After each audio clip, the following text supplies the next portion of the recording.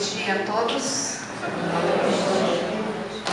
Que Deus nos abençoe nesses momentos em que nós aqui nos reunimos para algumas reflexões acerca da vida e de nós mesmos, e que nós possamos todos nos sentir aqui muito bem, acolhidos e num ambiente fraterno.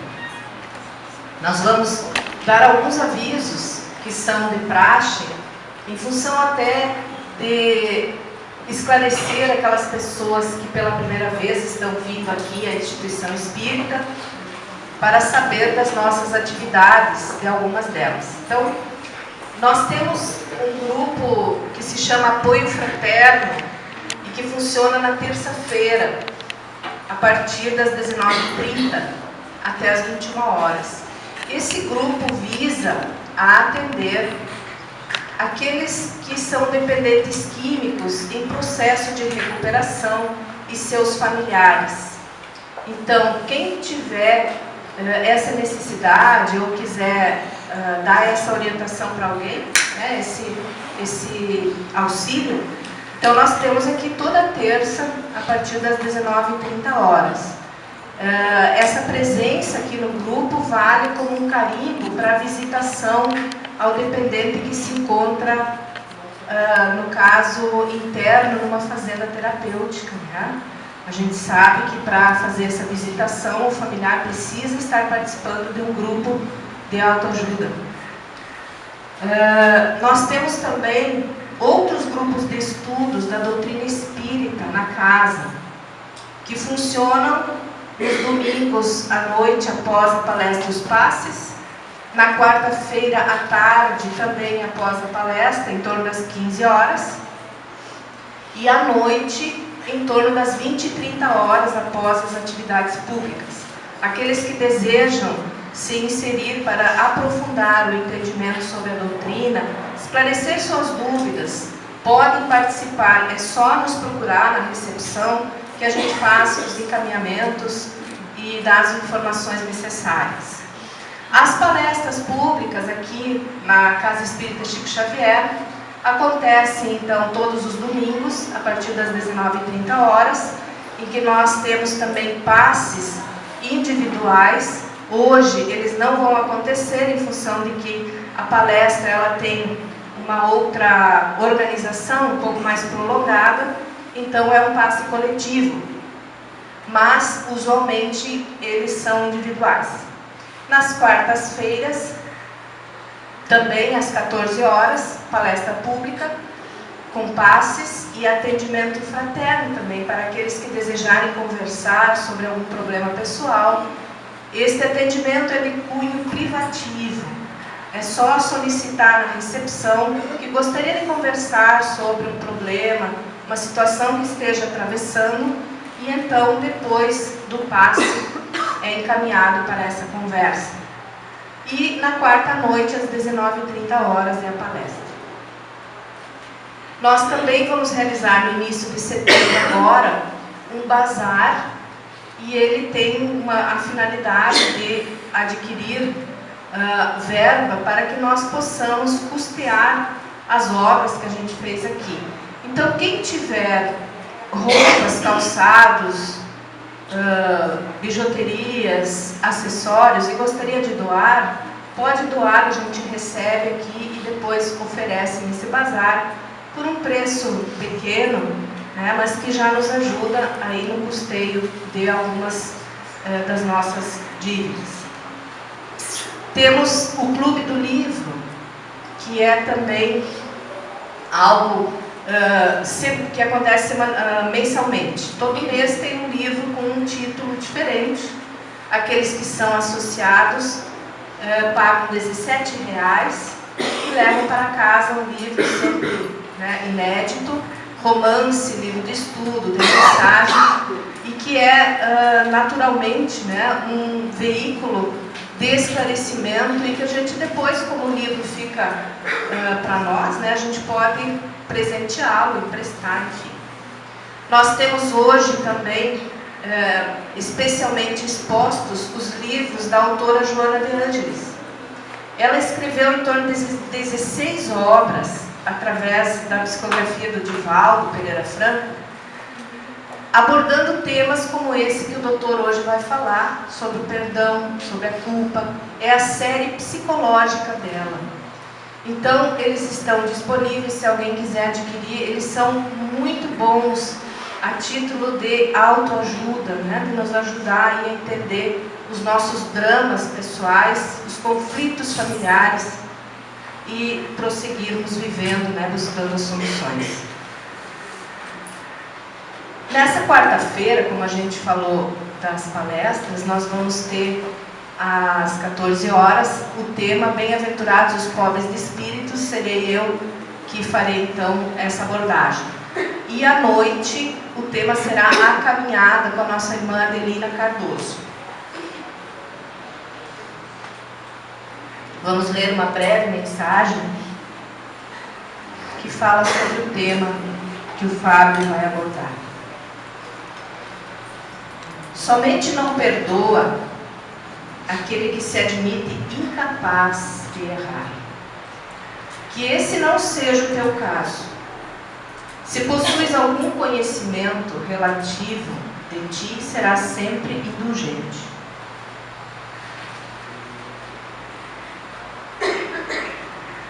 Quem pode isentar-se completamente de culpa em qualquer processo de conflito num relacionamento? Apenas não se enxerga como é quem olhe em demasia para os outros. Que não sejas como este. Recorda Jesus diante da mulher adúltera e deixa cair as pedras que tens nas mãos. Essa pequena mensagem é do livro Senhor e Mestre, do Espírito Irmão José. Convidamos então a todos para uma oração, preparando-nos mentalmente para os que temos nesta noite. Se quisermos, podemos fechar nossos olhos, a fim de elevarmos um pouco mais o nosso pensamento, buscando as vibrações superiores que nos aliviam das tensões acumuladas cotidianamente.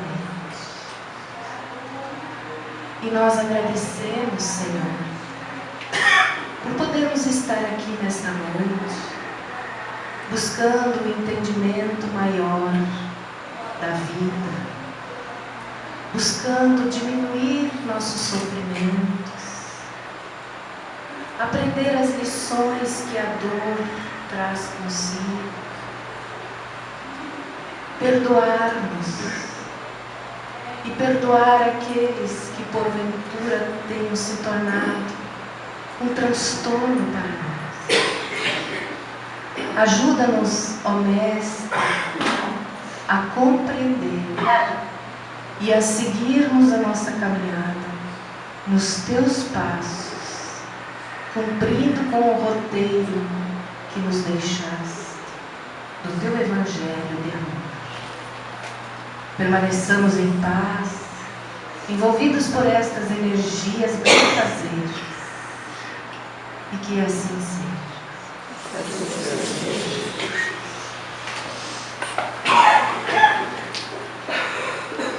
Nós vamos então passar agora a palavra ao nosso irmão Fábio. Ele é coordenador do Centro de Alta Complexidade em Oncologia de Ijuí, centro esse que funciona junto ao HCI. É expositor espírita, participa aqui dessa instituição e vai nos falar então sobre o tema Terapia do Perdão. Depois da sua exposição, nós teremos um espaço para perguntas e vocês podem se sentir muito à vontade. É uma atividade informal para fazer as suas perguntas em torno da sua experiência médica e também em torno do tema que ele irá abordar. Seja bem-vindo, Fábio. Obrigado, Yara. Uma boa noite a todos. Que gentilmente atenderam esse convite para um dos temas mais desafiadores que nós temos dentro do nosso convívio diário, que é o perdão. Porque a todo momento são criadas situações na qual nós nos sentimos ofendidos. E poder lidar com tudo isso não é fácil. Todos conhecem a história de Nelson Mandela, Prêmio Nobel da Paz, presidente da África do Sul, e que ficou durante 27 anos preso, né, como um condenado político, numa cela de 2 metros quadrados. Ele saía dessa cela, ele era um homem grande, de 1,80 m, essa cela tinha 1,60 m de altura. Ele saía apenas para interrogatórios e eventualmente torturas. Quando ele saiu, e depois foi aclamado então como presidente da África do Sul, havia uma revolta muito grande da população negra com relação a todo o apartheid e todo o preconceito que eles sofreram durante anos por racismo.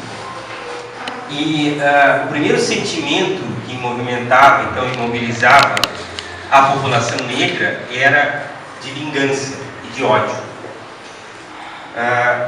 Quando então Nelson Mandela pregou exatamente o contrário, pregou o perdão, pregou a tolerância, pregou a convivência pacífica entre aqueles que eram os algozes, que era a minoria da população branca, e a esmagadora maioria da população negra.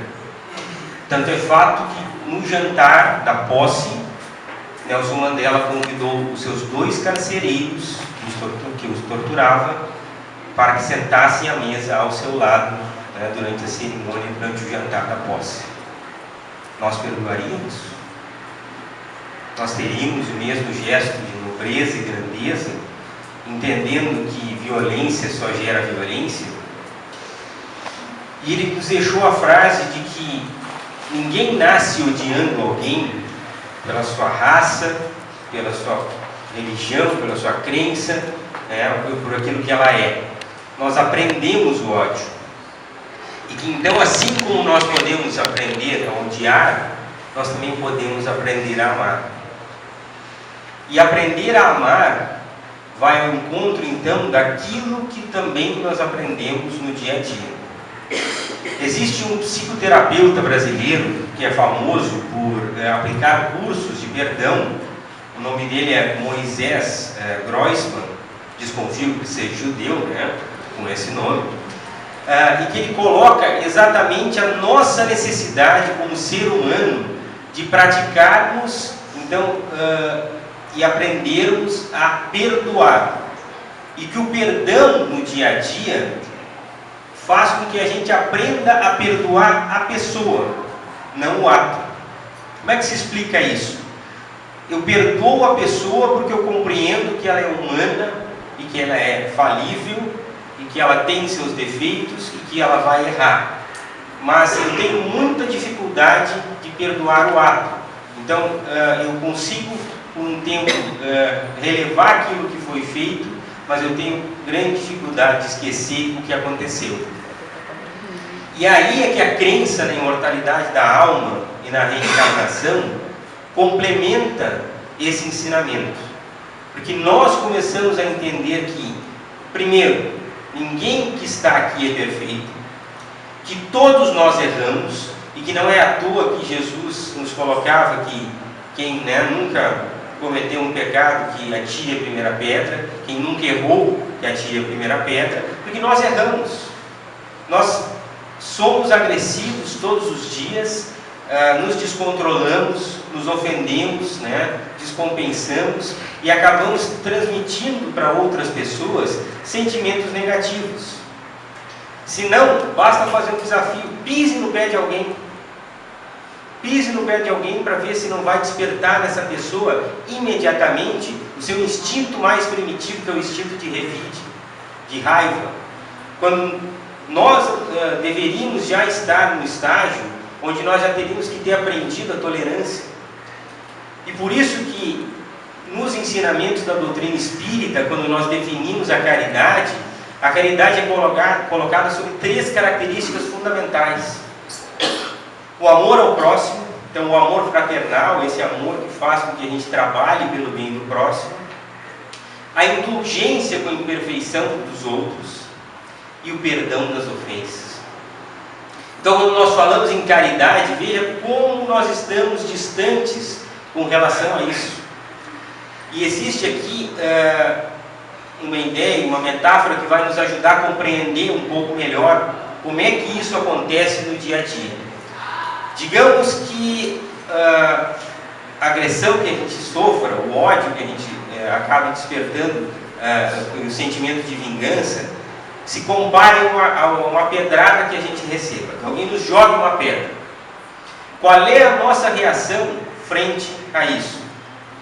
Nós deixamos a pedra de lado, limpamos o ferimento, guarde a pedra, coloque a pedra no bolso, para que na primeira oportunidade que a gente cruze com a pessoa que fez isso, a gente possa jogar essa pedra de volta. Só que a vida nos ensina que nós temos que continuar a nossa caminhada. Então, enquanto nós não encontramos esse nosso algoz para devolver a pedrada, nós vamos guardar a pedra no bolso. E a nossa jornada é longa.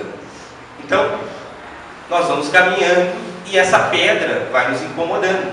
Por quê? Porque é um peso que nós carregamos, né, no dia a dia, porque a gente não sabe quando a gente vai encontrar e ter oportunidade de devolver essa pedrada. E a gente vai carregando aquela pedra e ela vai nos incomodando. Essa pedra também impede que a gente possa abraçar as outras pessoas de maneira que seja uma maneira livre. E quando a gente for abraçar, se ela estiver no bolso da frente, a gente vai sentir que aquela pedra está incomodando. Mas, se alguém quiser nos dar uma flor, a gente não vai ter o bolso para poder colocar a flor dentro, né? Porque ela está ocupada com uma pedra. Então, temos que lembrar também que muitas vezes a pessoa que nos agrediu, nos ofendeu, nunca mais possa cruzar o nosso caminho. A pedra é o nosso sentimento de ódio, de raiva e a nossa necessidade de vingança. Instinto primitivo que faz com que a gente queira ainda, né, pagar tudo olho por olho, dente por dente. Então, ter a capacidade de perdoar é ter a capacidade da gente poder se desfazer dessa pedra e desse sentimento negativo, para que a gente possa, quando tiver a oportunidade de fazer o bem, estar já livre desse sentimento negativo. E aí a pedra incomodando. Por quê? Porque nós não conseguimos tocar a nossa vida de maneira tranquila, porque nós temos aquele sentimento negativo que nos incomoda no nosso íntimo. Todos os dias nós acordamos com essa necessidade de tentar se livrar disso, mas não sabemos muito bem como fazer. E aí, quem tem o coração muitas vezes endurecido por um sentimento nocivo, ruim, não tem espaço para que os bons sentimentos possam também fazer parte disso. Mas eu costumo colocar que se nós hoje estamos numa posição privilegiada, e essa é uma posição privilegiada, porque nós estamos hoje à noite aqui, tendo a oportunidade e tendo a iniciativa de poder sair da nossa casa no domingo à noite, quente, né, onde nós estamos já talvez mentalizando uma segunda-feira de trabalho, que começa sempre com bastante dificuldade, para vir aqui refletir sobre novas oportunidades. E a nova oportunidade, a vida nos dá a cada momento. Nos dá, mesmo que seja no último dia da nossa existência. Então, todos nós temos a condição e temos a possibilidade de começar a trabalhar essa nossa capacidade de perdoar, de drenar esse sentimento negativo, de possibilitar que a gente auxilie o próximo e possa ter a capacidade de entender e compreender melhor que a pessoa que nos deseja mal, na verdade, é uma pessoa doente, é uma pessoa perturbada, é uma pessoa que precisa da nossa piedade, da nossa compreensão, e aí sim do nosso perdão. Não é fácil perdoar. Dentro dos conceitos que nós temos, e que às vezes são incompreensíveis, um deles é amar o nosso inimigo. Jesus nos orientava que a gente amasse o nosso inimigo. Como é possível amar o nosso inimigo? Como é possível amar e perdoar alguém que nos odeia, alguém que nos quer mal, alguém que tenha nos prejudicado? entendendo que se nós hoje podemos estar caminhando uma vida mais reta, é porque certamente nós fomos perdoados no passado e isso nos permitiu que a gente chegasse aqui sem culpa. Porque a culpa é o inferno que massacra as nossas consciências, que não possibilita que a gente possa dar o próximo passo, que a gente possa se libertar, que a gente possa receber o auxílio e poder também auxiliar. Porque aquilo fica nos torturando e alimentando energias negativas e sentimentos e pensamentos negativos que só vão gerar mais rancor, mais mágoa, mais ódio, mais necessidade de vingança. Então, existe a necessidade de justiça? Existe. Todos os dias nós somos, volto a frisar, ofendidos por determinadas situações. Mas a justiça não é só desse mundo. A justiça ela acontece durante toda a nossa existência, porque nós somos espíritos imortais. E isso faz com que a gente entenda que se algumas coisas não se resolvem aqui nessa existência, é porque certamente vão necessitar serem ajustadas em existências futuras. Um belo dia eu atendi uma paciente muito fechada, né? Uma pessoa de muito poucas palavras. Só que quando ela abria a boca era para poder se queixar. Então, ela estava em quimioterapia, ela estava fazendo um tratamento que era um tratamento difícil, mas estava amparada assim, por toda a proteção que se podia dar para ela. Mas assim, ela abria a boca, ela era um compêndio de efeitos colaterais de quimioterapia. Tudo que poderia existir de efeito colateral da quimioterapia, ela listava. Ela me encontrava e era listar, né, problemas. Eu tive isso, eu tive aquilo, eu tenho isso, eu tenho aquilo. E eu, num gesto automático, comecei a prescrever medicação. Quando eu já estava lá pela 15ª medicação, eu disse, não, peraí, tem que ter alguma coisa errada. Não é possível que ela possa estar apresentando tudo isso. Respirei fundo, olhei bem no olho dela e perguntei, vamos deixar um pouco de lado agora os remédios, os tratamentos, e me conta um pouco da tua vida. Me conta um pouco da tua história. Doutor, a minha história tem um capítulo só. Meu pai se separou da minha mãe, foi viver com outra mulher, e quando eu tinha 15 anos, o meu pai se suicidou. E a segunda esposa dele ligou para mim, no mesmo momento, dizendo que a culpa por ele ter se suicidado era minha. Por eu não ter aceitado a separação e não ter convivido mais com ele. Então, doutor, eu carrego essa culpa e esse ódio no meu coração durante toda a minha existência. E depois daquela ligação, eu nunca mais fui capaz de sorrir. Eu nunca mais tive uma alegria na minha vida. Então eu olhei para ela, entendi todos os efeitos colaterais que ela estava sentindo, né? E que na verdade eram, né, essa angústia e essa amargura com relação à vida, e disse, então chegou a hora de você perdoar. Chegou a hora de você se perdoar e de perdoar a pessoa que fez isso com você. Porque você não tem culpa de nada, você não tem culpa das contingências, não pode imaginar que alguém com 15 anos de idade possa se sentir culpada, né, por um gesto insano de uma pessoa que tirou a própria vida. Gente, essa pessoa se transformou. Ela olhou para mim e disse, mas o senhor acha mesmo que eu posso me livrar dessa culpa? Você deve se livrar dessa culpa.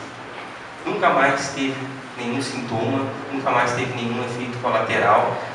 Hoje ela vem para as consultas e traz a família para que eu possa conhecer, né? Já trouxe os filhos, já trouxe o marido.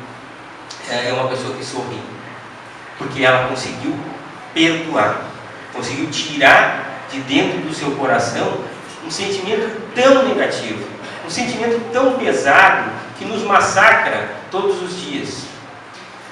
E gente, nós vamos errar, né? Eu não quero decepcionar, desapontar ninguém aqui, mas nós vamos errar, nós erramos todos os dias. Então, se nós erramos todos os dias, quem somos nós para apontar o dedo e julgar as outras pessoas? Quem de nós, mesmo que involuntariamente, não possa ter prejudicado alguém por situações mais corriqueiras? Então, nós temos a necessidade de que nos perdoem, mas para isso nós precisamos aprender também a perdoar. E esse perdão começa com uma reflexão íntima e pelo auto-perdão. Nos perdoarmos por tudo aquilo que a gente fez de errado, mas não o perdão de um pai que é negligente com o seu filho e que prefere desculpar e perdoar tudo que ele fez, porque educar dá trabalho, né? E às vezes a gente precisa dizer não. Mas o perdão que faça com que a gente entenda que aquilo que nós fizemos foi errado e que faça amadurecer e não repetir mais esse erro. Nós espíritas costumamos dizer que nós somos espíritas pelo desafio de poder nos tornar a cada dia uma pessoa melhor. A cada dia buscar, através do conhecimento, essa disciplina e essa libertação que vai fazer com que a gente entenda as contingências da vida e entenda a nossa necessidade de poder modificar o nosso espírito e modificar a nossa maneira de trabalhar e de encarar a vida. Sermos mais tolerantes com as imperfeições dos outros. Não termos mais esse instinto de revide, porque revidar é um instinto natural. É o exemplo que eu falei, se alguém pisa no nosso pé. Então, se alguém esbofetear a nossa face direita, o que Jesus nos orientava? Oferecer a outra face. Mas espera aí você é um covarde. Oferecer a outra face não é isso. Oferecer a outra face é retribuir o mal com o bem. Quem aqui não conhece a história do casal de São Paulo, que era um empresário japonês, que teve o seu filho sequestrado pelo motorista, por um funcionário, depois o filho foi assassinado, e esse casal teve a capacidade de poder ir até a prisão, conversar com o assassino e dizer para ele que perdoavam ele por esse gesto. Nós perdoaríamos? Nós seríamos capazes de tamanho gesto?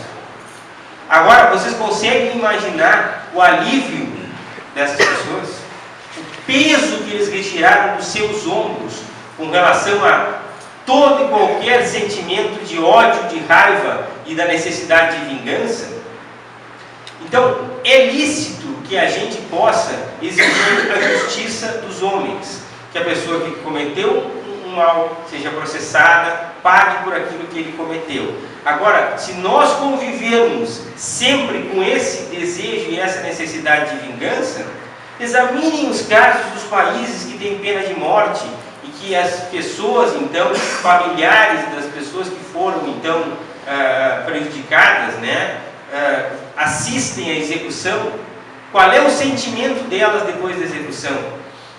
É um sentimento de vazio, porque não se retribui o mal com o mal.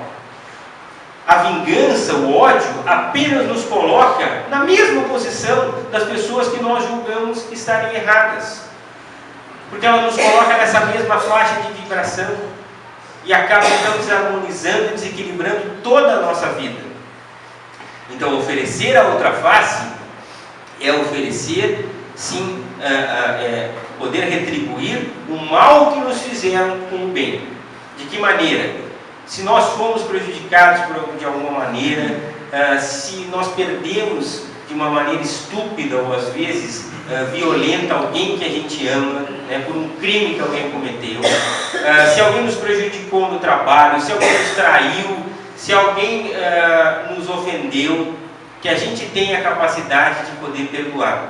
Que a gente entenda que esse gesto é o primeiro gesto para que a gente possa, depois, futuramente, poder aprender a também trabalhar pelo bem.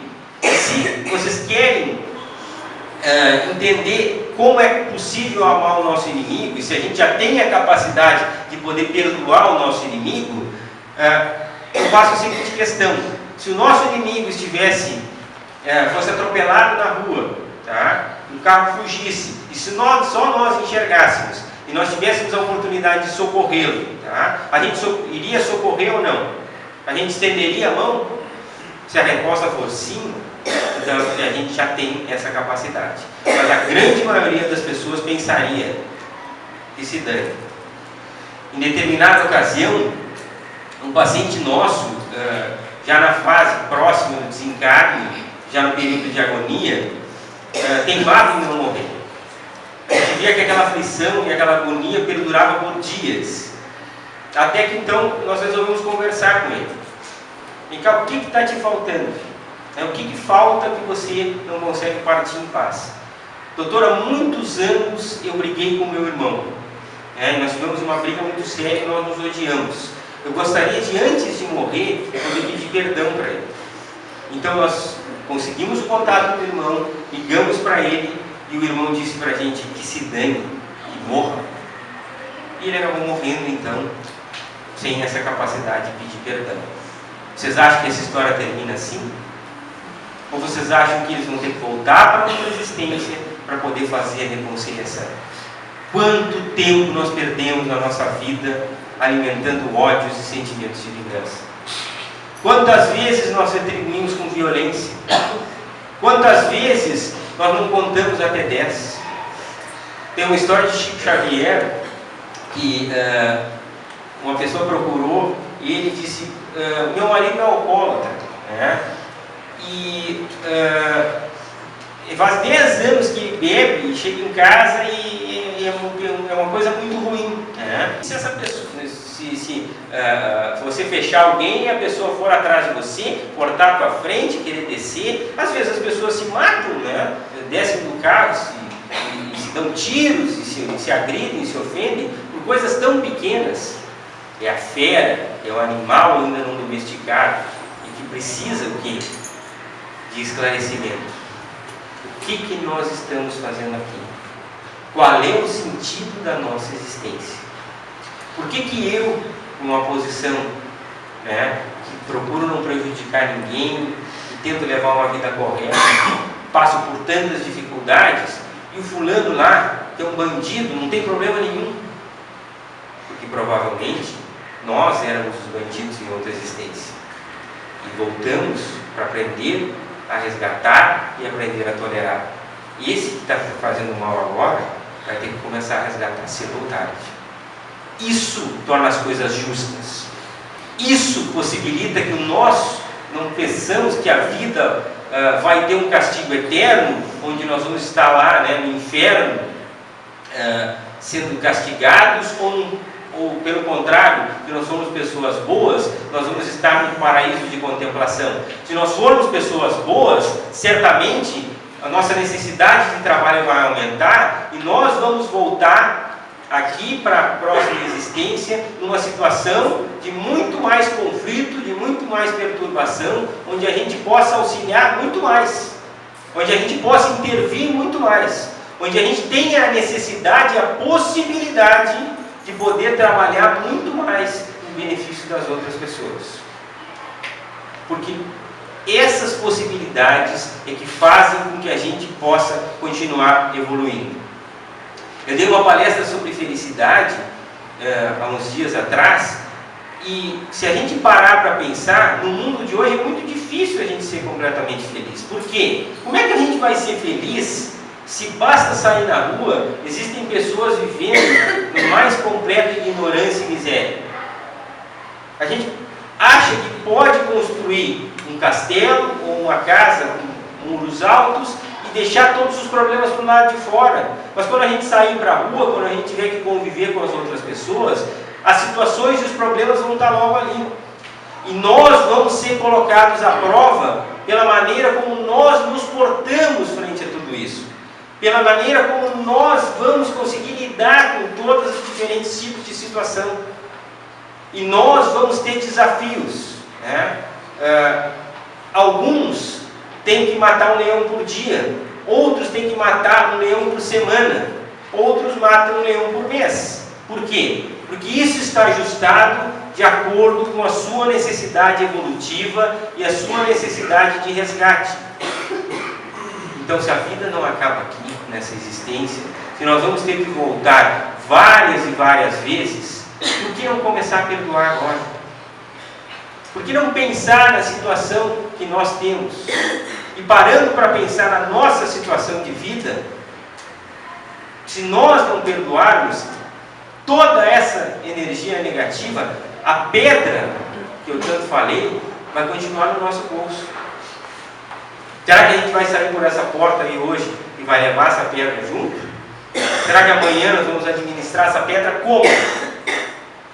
De que maneira nós vamos conseguir parar para desculpar e perdoar as pessoas que nos prejudicaram?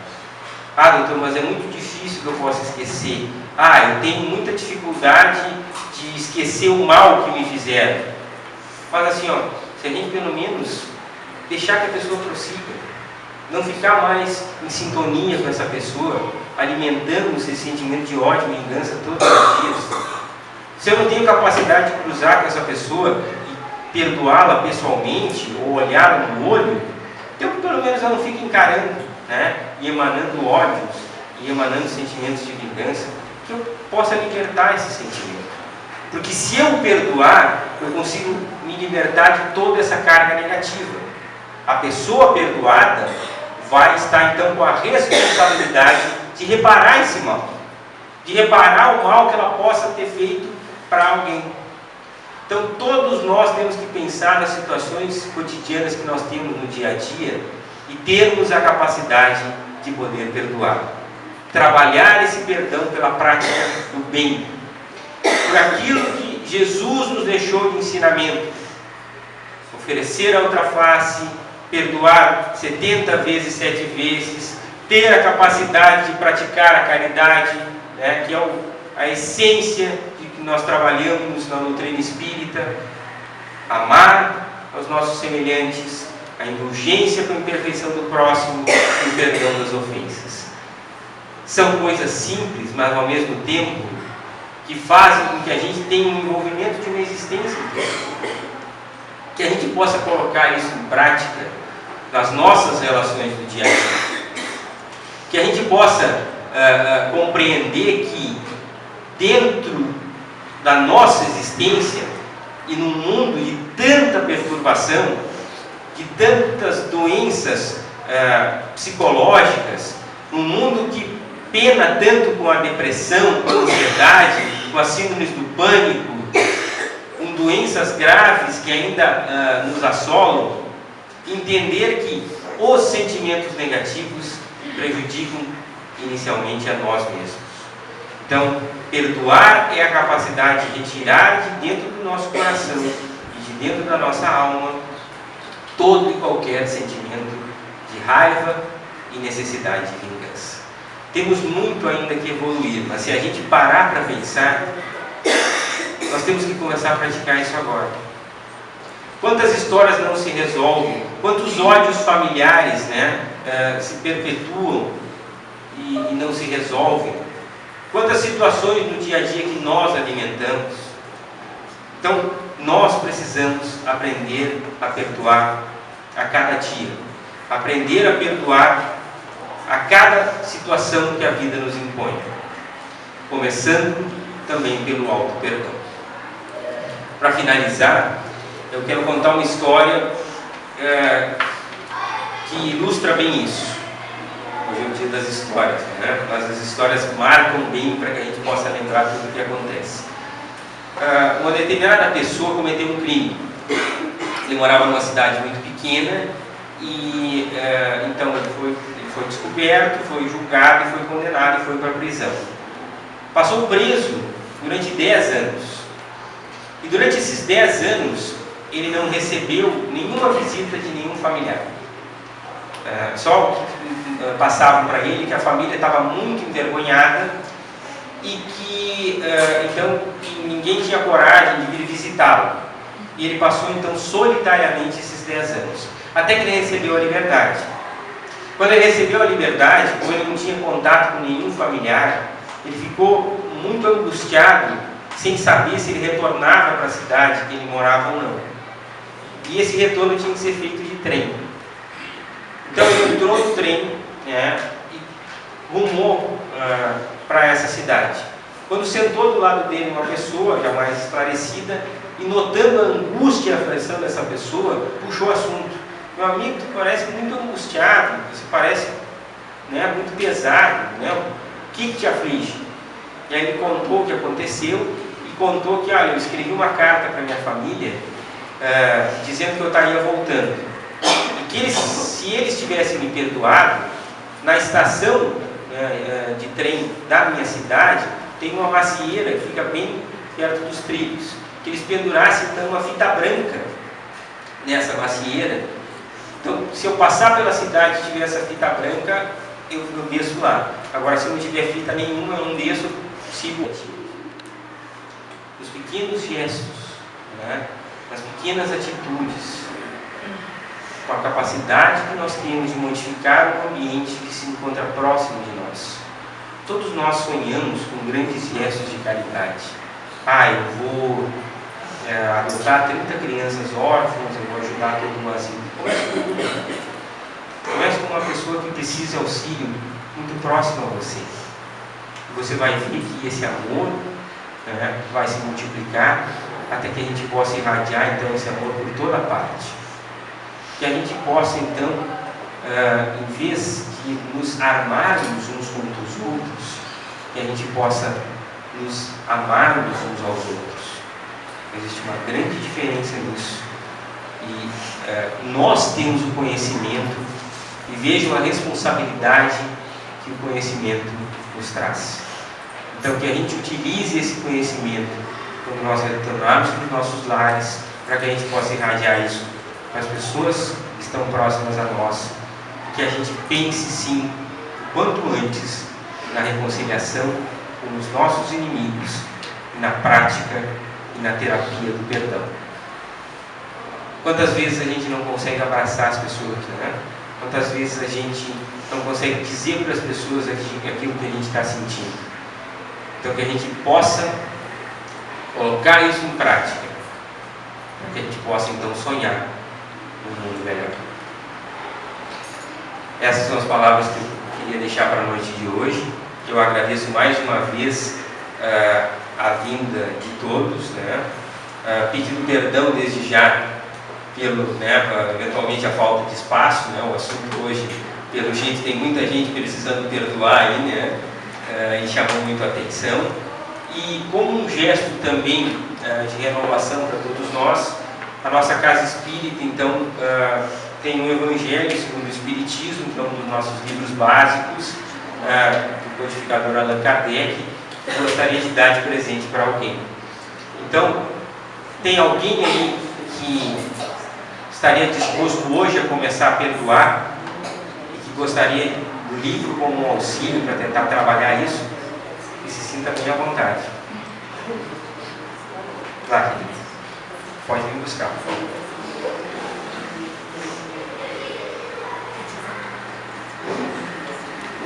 Lembrando que o perdão é um gesto de coragem, né? Então que a gente possa também aprender que a cada dia essa renovação é necessária.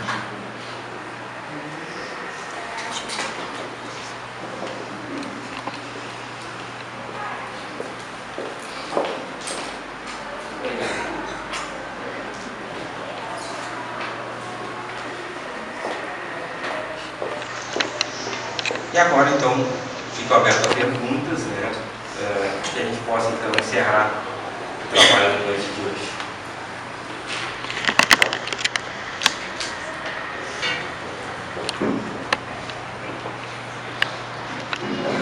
A capacidade, ela se faz exatamente pela busca do conhecimento.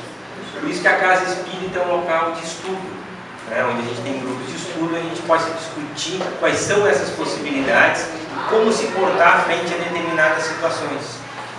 Então, sem dúvida, né? Sem dúvida, o conhecimento ele nos liberta. O conhecimento vai nos mostrar qual é o caminho. Nós estamos aqui num aprendizado.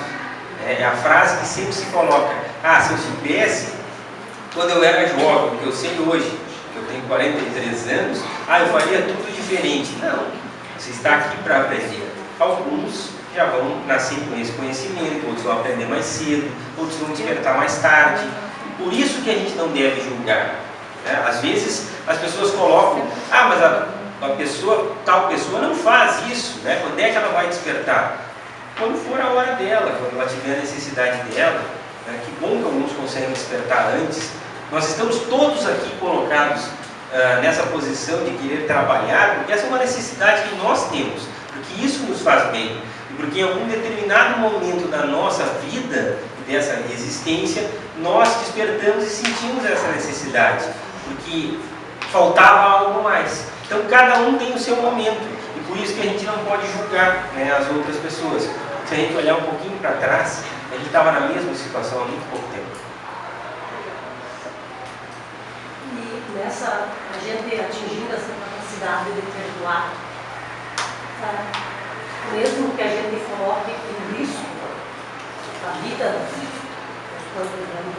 inocente, né? Mesmo que deixe em jogo a vida do inocente,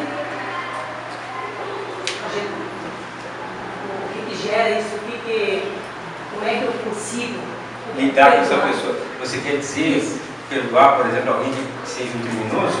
Exato.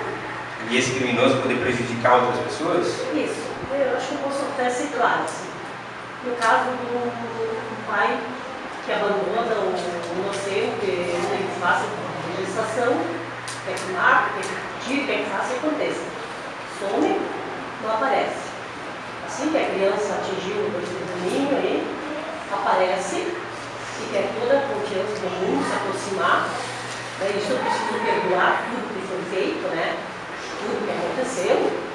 Então, para se aproximar isso e aquilo, eu digo, você está colocando em jogo a vida desse inocente, porque eu vou confiar, mas confiar como? Quando?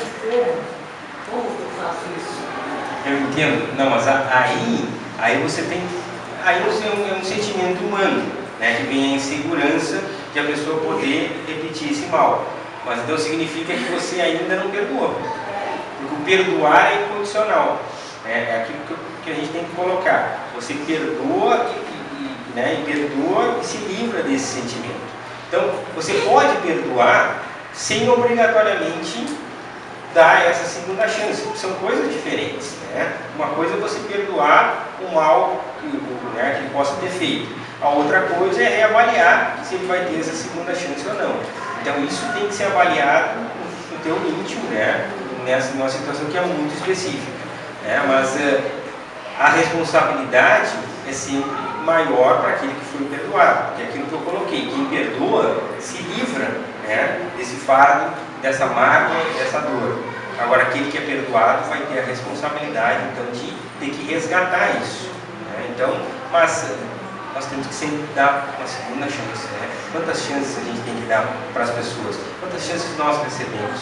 Porque a gente não tem essa noção, mas certamente nós recebemos muitas chances da vida de poder reparar o mal que a gente tem acreditado. Então, dentro disso tudo, isso tem que ser analisado em duas questões. A primeira é perdoar, e a segunda é ver se ele já é possível receber essa segunda chance ou não. Então, ele já está preparado.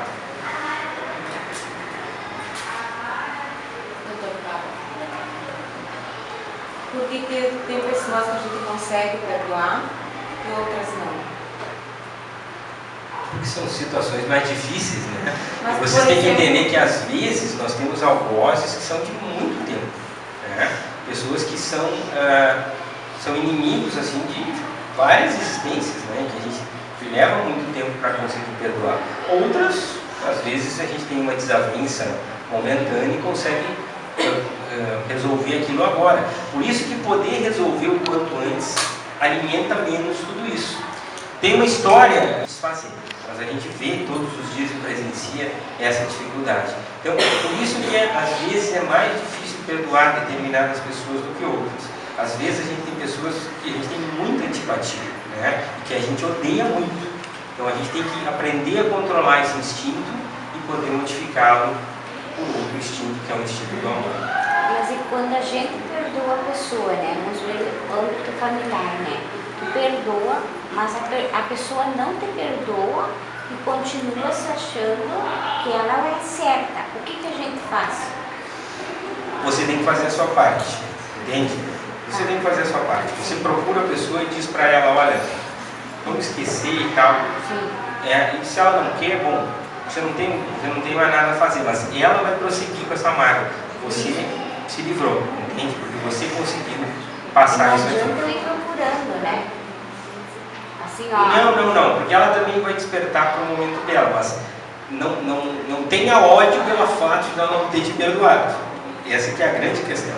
Porque aí isso fere o nosso orgulho. Porque por que a gente tem dificuldade de perdoar? Porque daí se eu pergunto, por que ela não me perdoou? Porque talvez o orgulho dela não permita, né? Porque ela ainda não tem essa capacidade de perdoar. A própria vaidade do ser humano de se achar ofendido, às vezes melhor que os outros. Então, o que nós temos é que ter essa iniciativa, porque pedir perdão é um gesto de humildade. Eu reconheço que eu errei, eu sempre brinco que o correto seria que se pisasse no nosso pé a gente pedisse desculpa, né? Porque aí você desarma a pessoa, né? Porque aí ela vai, o que ela vai te dizer? Pode não dizer mais nada, segue a vida, né? Agora se eu ficar ali, né, alimentando aquilo, isso acaba virando uma desavença. Quantos ódios nascem assim, em situações tão corriqueiras e tão pequenas? Então, você pedir perdão, você está fazendo a sua parte, você deu o primeiro passo. É um grande gesto de humildade, é um grande gesto de compreensão, né, de reavaliar a tua existência. Se a pessoa não aceitou, bom, agora então é ela que vai ter que também prestar contas pelo fato de não ter perdoado. Então, o importante é que a gente tenha isso em mente, bem no nosso coração. Parece que é mais fácil perdoar quando se está encarnado. Há a possibilidade de existir o perdão por outra pessoa já se encarnou? Eu ainda tenho. Claro que sim. Porque lembra que a gente sempre está mentalizando, né? Então a gente pode, através das nossas orações, solicitar que essa pessoa que já desencarnou, que ela entenda, né? Que ela receba esse amparo, que ela possa também receber, né, esse teu sentimento de arrependimento, que você quer reparar, e lembrar que logo a gente se reencontra. Então, que a vida vai nos dar outras oportunidades, seja no mundo espiritual, seja voltando aqui. E se você já se arrepende, então você já está no caminho, né, da possibilidade de poder pedir esse perdão. Então, sem dúvida nenhuma, né? Assim como a gente segue alimentando ódio por outras pessoas, né, mesmo depois que ela morre, né? Segue odiando essa pessoa, porque a gente acha que a morte pode interromper determinadas relações de ódio, né, de animosidade, mas não, elas continuam até que elas possam se resolver. Isso se resolve quando a gente consegue perdoar.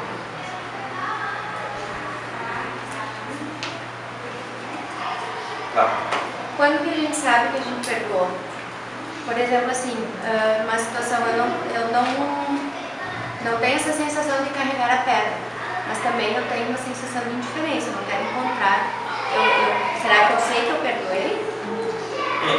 Pode-se dizer assim que sim, se você não nutre o teu pensamento todos os dias, né, a sensação de que você quer se vingar, se isso não te machuca, se você não fica mentalizando essa situação, tá, por que essa pessoa fez isso comigo? Então você já perdoou.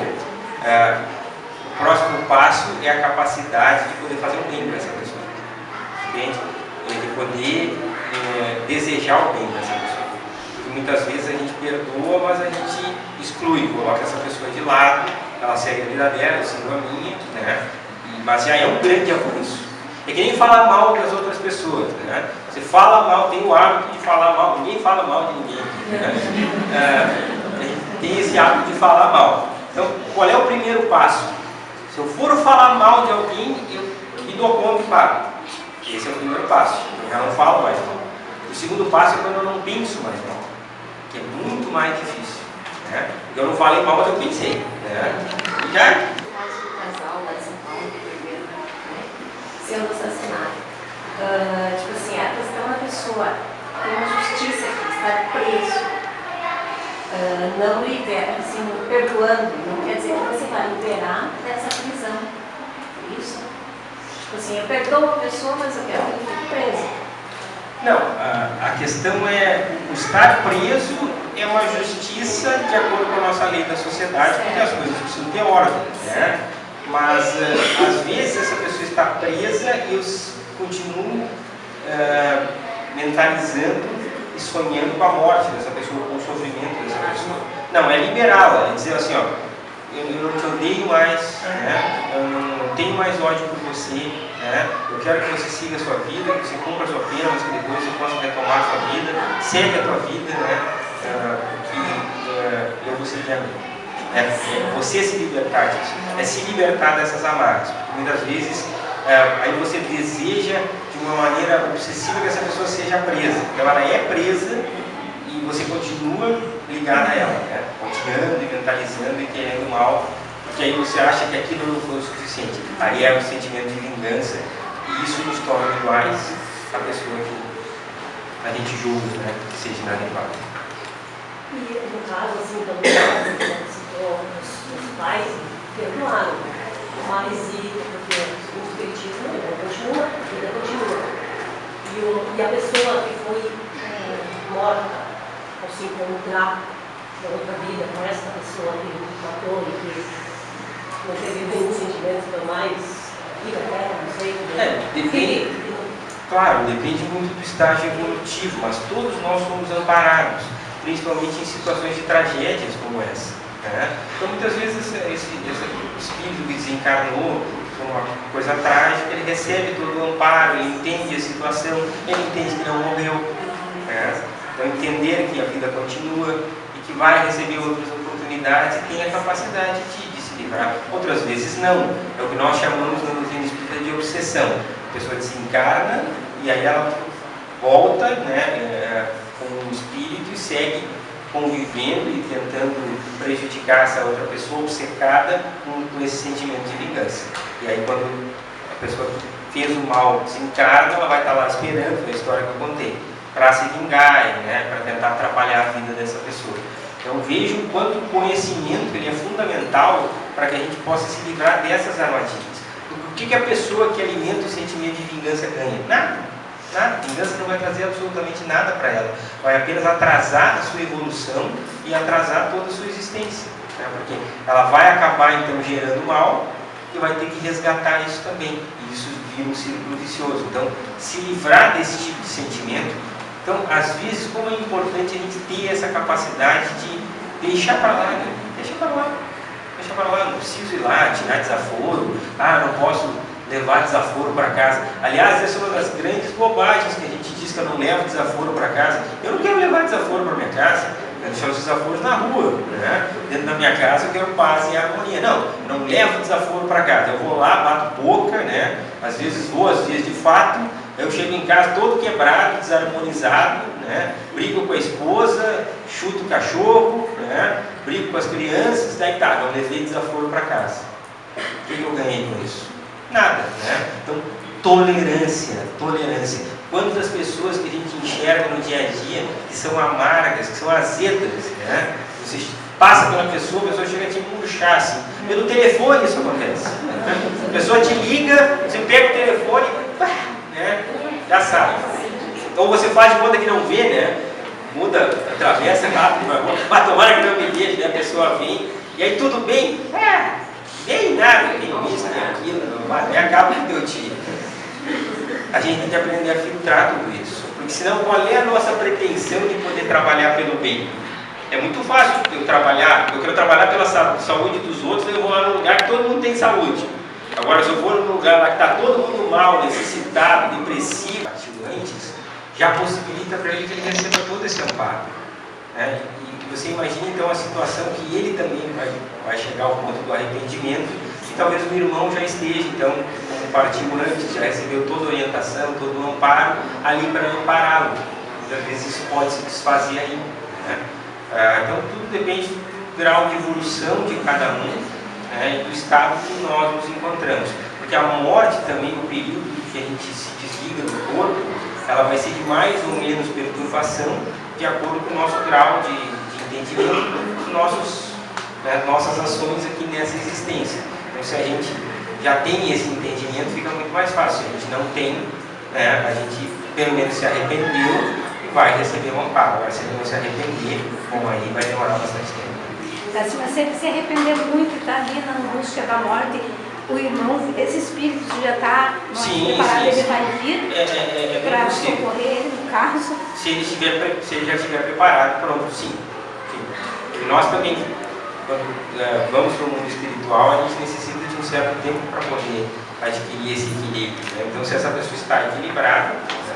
Por isso que os familiares que vêm nos buscar, na maioria das vezes, são familiares, às vezes, que já partiram há algum tempo, já vão estar mais preparados para, né, nos amparar e nos auxiliar. Alguém que desencarnou há muito pouco tempo, talvez não tenha um equilíbrio, né, suficiente para amparar naquele momento. Então, mas é uma situação que certamente o irmão não perdoou. Depois o arrependimento deve ter batido já. Isso, com certeza, essa reaproximação vai acontecer. E no caso, esse irmão ainda encarnado antes de adoecer, daqui a pouco ele começa a pensar que não perdoou o irmão e ele pode procurar um centro espírita e estudar, e daí ele já vai se preparando melhor. Não vai sofrer tanto no desencarne. Sem dúvida. É por isso que o conhecimento nos liberta. Né? Buscar aprender, para estudar, entender a situação. Por que a maioria das pessoas sofre? Porque ela não entende o que ela está fazendo aqui. Eu não tenho entendimento do que eu estou fazendo aqui nessa minha existência. Né? Eu deixo me perturbar por tantas coisas materiais que eu acabo vivendo uma vida vazia e isso gera muita aflição, muita angústia, muita ansiedade. Então, buscar o entendimento e ter uma fé, vocês podem ver, a pessoa que acredita em algo, a pessoa que acredita que a vida não termina aqui, é uma pessoa que automaticamente ela vai se cuidar mais, ela vai ter um entendimento diferente da existência, né? Da pessoa que não acredita em nada. Fábio, existe um tempo entre o desencarne e o mundo espiritual, ou ele é imediato? Desencarnou, agora já está no mundo espiritual? Sim, desencarnou, desligou as amarras, você já está no plano espiritual. A questão é que às vezes a pessoa leva bastante tempo para se dar conta disso. Porque digamos que você acredite que a vida acaba ali. Então você não vai ter percepção que você morreu, essa é a primeira coisa.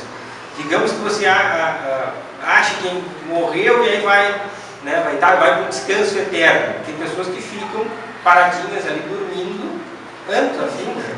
Até se dar conta que, vem cá, não morri, né? Então não é esse descanso. Né? Então quem tem a pretensão de descansar depois de morreu, é difícil para o médico espírita, né? O paciente morre e dizem para mim, descansou, né? E aí você...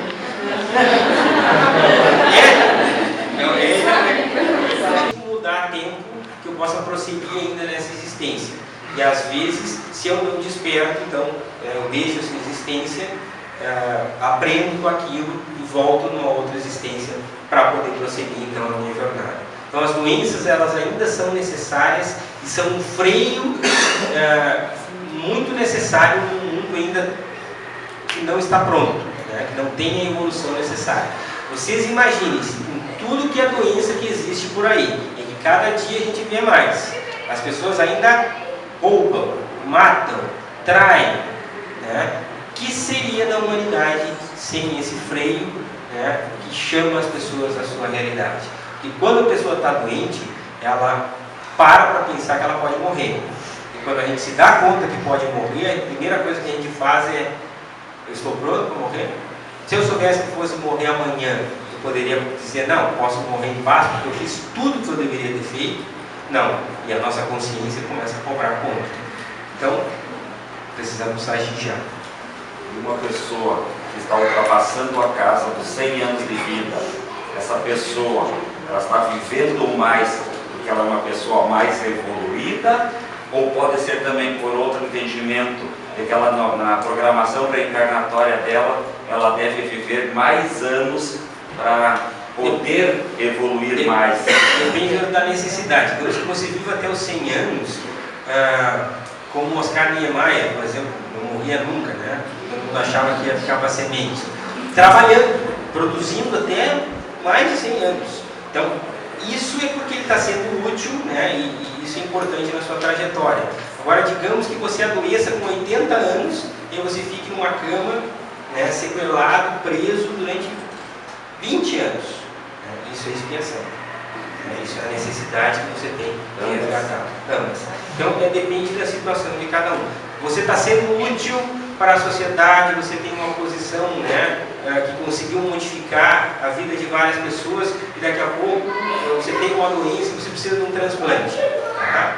Então, é justo que esse transplante possa dar certo, né? A espiritualidade se encarrega disso para você continuar o teu trabalho. Agora você está aí fazendo bobagem, né? Se comprometendo, se endividando mais do que resgatando. E aí você tem uma doença e vai fazer um transplante, vão dizer, deu, né? Volta para cá, então, né, reavaliar a tua situação, né, por que você vai precisar de uma sobrevida? Então, esse viver mais é de acordo com a nossa necessidade e de acordo com aquilo que nós vimos programados e estamos fazendo na nossa existência.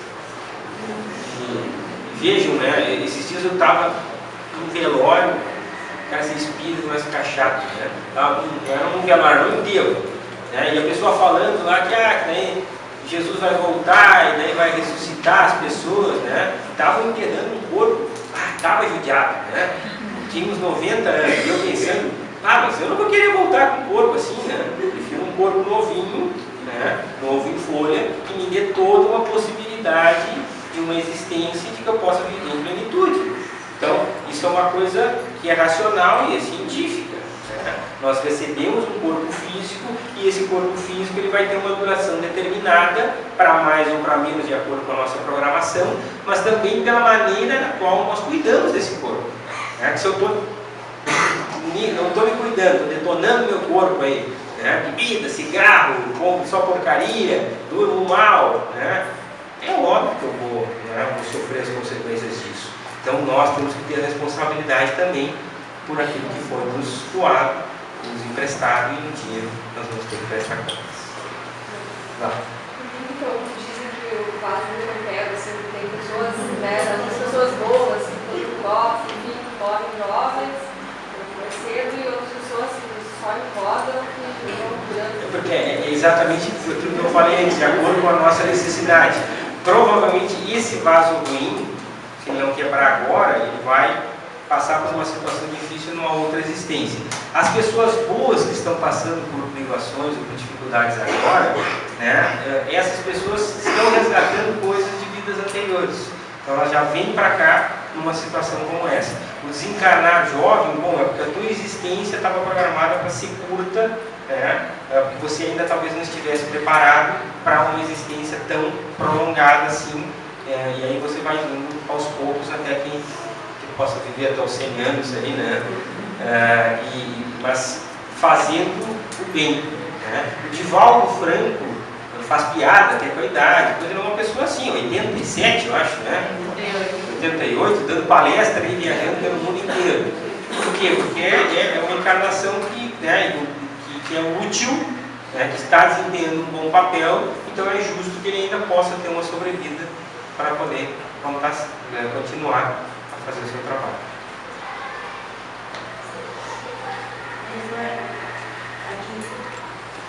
Qual é a visão do espiritismo sobre a eutanásia?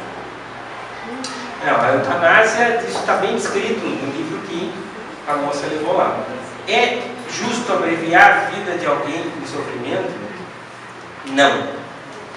Nós estamos aqui num processo de aprendizado. Reparem os doentes nos hospitais. Quando a gente está doente no hospital, ou quando a gente se encontra enfermo, nós estamos com todas as nossas percepções voltadas para esse amparo. Então nós recebemos amparo e aquilo é um aprendizado muito grande. Às vezes, num período de doença, a gente aprende mais do que durante toda uma existência. Porque na existência a gente está muito ocupado para cuidar das nossas coisas materiais e às vezes a gente não tem tempo de fazer uma oração, de fazer uma meditação que seja. Então, aqui mais tão ligado ao mal e são práticas, né, tão difíceis. Então, ele vai evoluindo e se moldando aos poucos. Então, a espiritualidade se utiliza, né, dessas situações até que a pessoa esteja pronta e possa então ter uma vida plena aí, e completa em todas as coisas.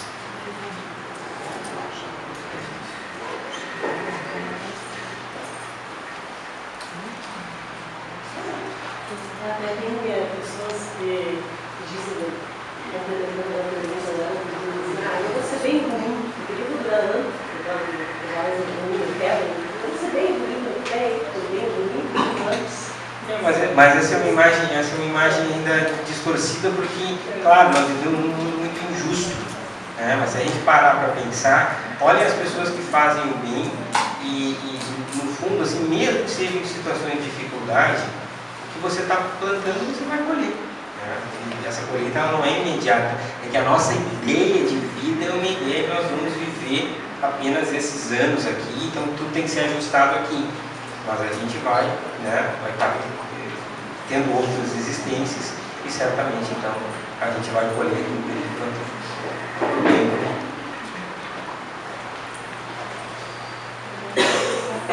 Assim, para finalizar, né? Porque acho que a gente já está no horário, entendendo que tem certas situações que são mesmo difíceis para perdoar.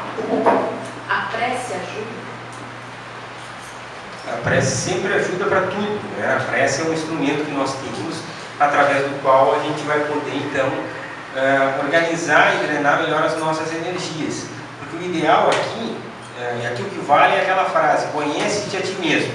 Porque no final de todo dia a gente pudesse parar para fazer um balanço da nossa existência de como foi o nosso dia, e dentro disso tudo a oração vai nos colocar em sintonia com a espiritualidade superior, na qual então nós vamos receber o amparo, né? Vamos receber o esclarecimento e podermos também organizar os nossos pensamentos, e organizando os nossos pensamentos entrar numa faixa de sintonia que faça com que a gente tenha uma sintonia de pensamentos mais positivos e mais salutares.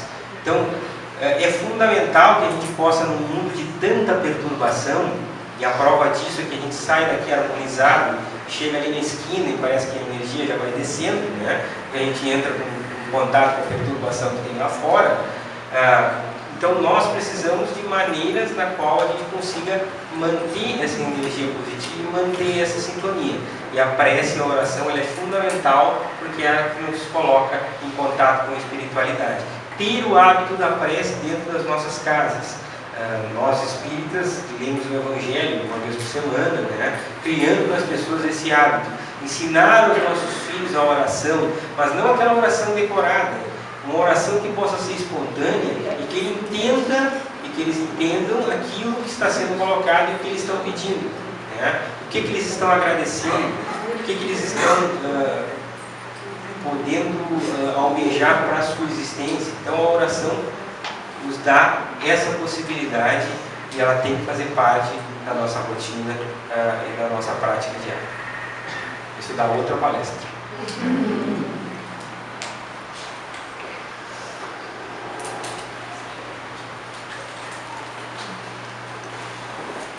Agradeço mais uma vez então a presença de todos, pelos bons momentos que a gente teve aqui, que a gente possa levar então todo o conhecimento e todas essas boas energias para dentro dos nossos lares, para os nossos ambientes de trabalho, para que a gente possa começar a nossa semana harmonizados e colocando em prática a nossa necessidade, a nossa capacidade de perdão. Não sou muito acostumada com as tecnologias, já falei, né? Mas hoje, com esse público tão grandioso que aqui se faz presente, queria agradecer a tantos irmãos que também se deslocaram de outras cidades para vir aqui hoje. Agradecer nosso irmão Fábio pela esta palestra maravilhosa, né, que destaca a importância do perdão em nossa existência. Mas também eu tenho uma necessidade muito grande de dar um livro para uma pessoa que está aqui dentro.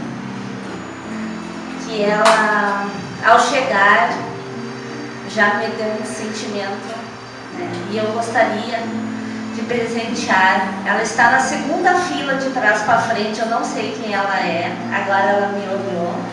Queria que você viesse aqui. Você.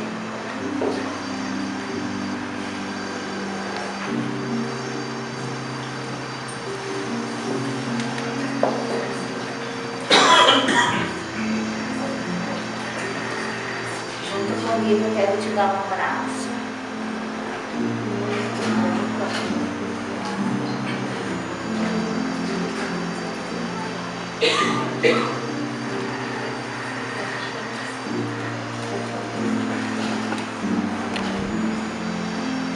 Muito obrigada. Fiquei realmente emocionada.